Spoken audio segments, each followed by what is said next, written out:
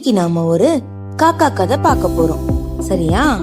ஒரு ஊர்ல ஒரு பாட்டி இருந்தாங்க. அந்த பாட்டி மரத்தடியில உட்காந்து வடை சுத்து வித்துட்டு இருந்தாங்க. அப்ப அந்த பக்கமா ஒரு காக்கா அந்த பாட்டிய பாத்துக்கிட்டே இருந்தது.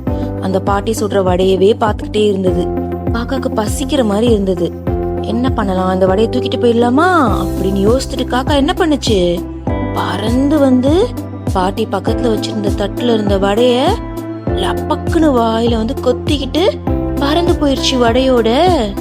அப்படி பறந்து போன காக்கா என்ன பண்ணுச்சு, ஒரு மரத்து மேல போய் உட்காந்துச்சு. உட்காந்துட்டு ஐ ஜாலி, இந்த வடையை நம்ம இப்ப சாப்பிட போறோம் அப்படின்னு வடைய அப்படியே பாத்துக்கிட்டே இருந்தது. அப்ப அந்த பக்கமா இன்னொரு விலங்கு வந்தது. என்னது தெரியுமா? ஒரு நரி. அந்த நரி இப்படியே வந்துட்டே இருக்கும்போது மரத்து மேல இருந்த காக்காவை பாத்துருச்சு. காக்கா வாயில இருந்த வடையவும் பாத்துருச்சு. சரி, எப்படியாவது இந்த காக்கா கிட்ட இருந்து இந்த வடையை நம்ம எடுத்து சாப்பிடணும் அப்படின்னு நரி யோசிச்சுட்டு என்ன பண்ணுச்சு, காக்காவை பார்த்து, காக்கா நீ ரொம்ப அழகா இருக்கியே அப்படின்னு அத புகழ்ந்து சொல்லுச்சு.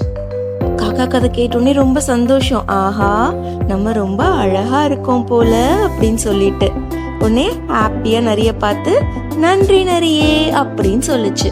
நரி திரும்ப என்ன பண்ணுச்சு, உன்னோட குரலும் கேட்க ரொம்ப இனிமையா இருக்கும்ல, எனக்காக ஒரு பாட்டு பாடி காமிக்கிறியா, எனக்கு உன்னோட குரலை கேட்கறதுக்கு ஆசையா இருக்கு அப்படின்னு நம்ம நரி சொல்லுச்சு. காக்கா எதையுமே யோசிக்கவே இல்ல.